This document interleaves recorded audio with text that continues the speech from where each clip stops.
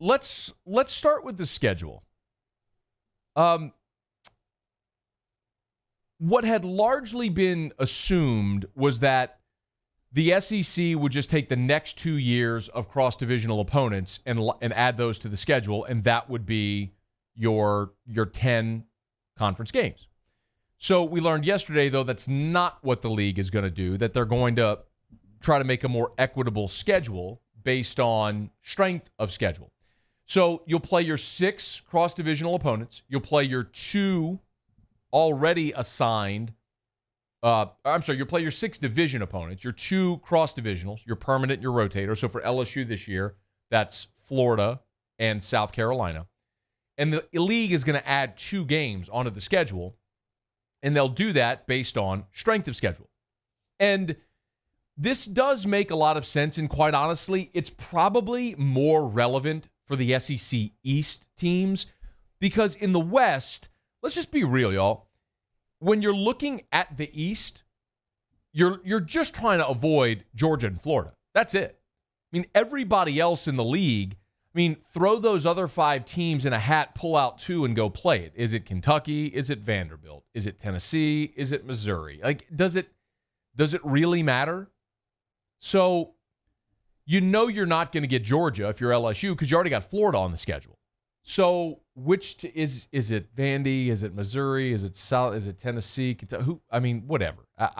6 one way, half a dozen another. Play those 2 teams and move on. It's going to be more significant, obviously, for the East teams as they look. Are you going to have to play LSU, Bama, Auburn, A&M, right? The Mississippi schools in Arkansas.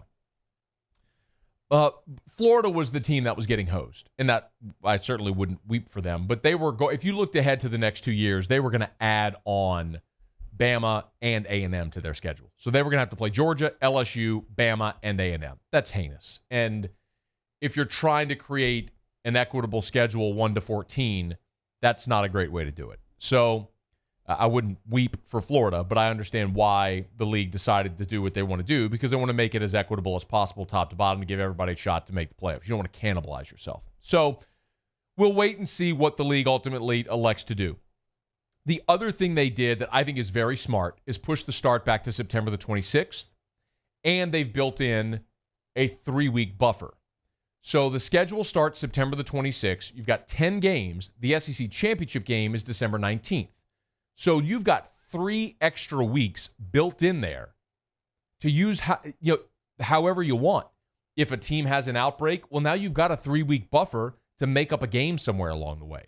If a team has to miss a week like we're seeing right now in some spots where we've seen positive tests, then you can make it up. You've built yourself a buffer. The other thing about starting September 26th that makes a ton of sense, I want to remind you of this. By starting September the 26th, that essentially gives you a month on campus of the student athletes with the general student population. So at LSU, you're talking about, 20,000 students on campus. So we've always questioned, all right, you can sort of quarantine your athletes in their athletic arena bubble and contact trace and all that sort of stuff from the weight room and the dining area and all that stuff. But what about whenever the student population's back on campus and they're going to class in Hodges Hall? And the econ major hasn't been tested at all during this thing, and he was at Fred's last night, right? That's the really tough part. So what this does is by starting September the 26th, it gives you about a month. And any player that tests positive during that sort of reconvening, you essentially have guaranteed them to play through November regardless of what happens. Let me remind you about what Brett McMurphy tweeted last week. Brett McMurphy tweeted this, and this is extraordinarily significant. And I cannot believe that this has been downplayed because this is massive. And I have had conversations subsequent to this that have confirmed this. Brett McMurphy tweeted last week that sources told at Stadium Sports, the NCAA is advising schools that after a student athlete has a confirmed positive COVID test, they will not have to test again for 3 months unless they show symptoms. For example, players who test positive in July would not have to test again until October. So think of it this way. Your student athletes go on campus in September, and maybe you see a spike among your football program, which is likely, I would even say, considering you're now mixing with the general student population. If you see a spike the second week in September, everyone's going to have plenty of time to test negative by your opener September the 26th, and they won't have to test again until December. You basically guaranteed you're going to have your full roster until December. I can't believe that's been so underscored and understated, but that bit of information coupled with how the SEC's planned out their schedule makes so much sense. A couple of other things. Everyone's asking about attendance and tailgating. LSU today did issue an email to season ticket holders, and they did what they do, which is standard practice in all sports at LSU when things like this come up. They give you your options. You can either, if you opt out, you can either roll over your payment to next year, you can get a full refund, or you can just give it as a tax-deductible donation to LSU. Some of y'all laugh at that, but in reality, some people need tax-deductible donations to lighten their tax burden. So a lot of people might choose that option.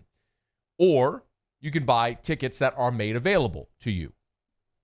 And this is going to be interesting. Because right now, Louisiana's in phase 2. And in phase 2, we're allowed to have 50% capacity at restaurants and bars and things of that nature. Why wouldn't, or not bars, but restaurants, why wouldn't an outdoor venue count the same? And that's the conversation that LSU officials are going to have with state and local government officials, which are, okay, we're at 50. Why can a restaurant be at 50% capacity, but Tiger Stadium can't? And it's an outdoor venue where we know it's harder to transmit the disease or the virus outdoors. So, look, Verge Osbury was on with Hester and Hanny, and look, he said point blank, 50%, you're talking about around 50, you're talking 51,000 people in Tiger Stadium. If we move into phase 3, which at some point we will, and I assume we'll move into phase 3 at some point, in the next few months or the fall. But if that happens we move into phase 3, now all of a sudden you're talking about 77,000 fans in Tiger Stadium. Now that 80 we were talking about a few weeks back on AFR don't look so crazy, does it? When we were moving into phase 3. Some of y'all think I just plucked this stuff out of thin air. Anyway, the idea that LSU is aiming for is to give all season ticket holders the idea to purchase something. If you have 8 on the west side, chances are you're not going to get all 8. But they're going to work with everybody to make sure season ticket holders can get into the game in some capacity. Maybe that means wearing masks, temperature checks. Something else that I've heard as a possibility is maybe you don't have to wear a mask in the stadium, but if you go to the restroom or the concessions in a covered, enclosed area, you'd have to wear a mask. All of these things are up in the air right now, and none of it is defined. And it's going to be defined over the next 2 months. If over the next 2 months we move through phase 2 and into phase 3, this conversation we're having today is immaterial. It's completely different. So there's a lot of possibilities, but what is absolutely apparent is what we've talked about all along here. They're going to play football. They have to play football, and they have to do it with fans. And they're trying to find the best way to go about doing that right now. A lot of people have asked about tailgating as well. One of the conversations is again, this goes back to state and local officials. Would they treat the campus in tailgating like a bar? The difference is it's outdoors. I mean, I'll refer you to something we talked about a couple of weeks back when Stephanie Remp was here. And, the big question is, and she didn't have the definitive answer because no one has it now, but what we discussed was, do you really, and I asked the question, do you really want to allocate all of your first responder, your law enforcement resources to making sure people aren't drinking in a bag chair next to a tree? Like, is that really where you want law enforcement? Like making sure people aren't tailgating?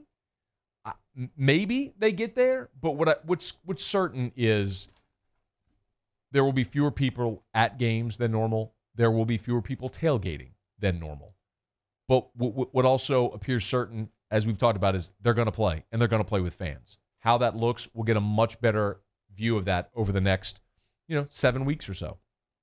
So the best thing that you can do is cooperate.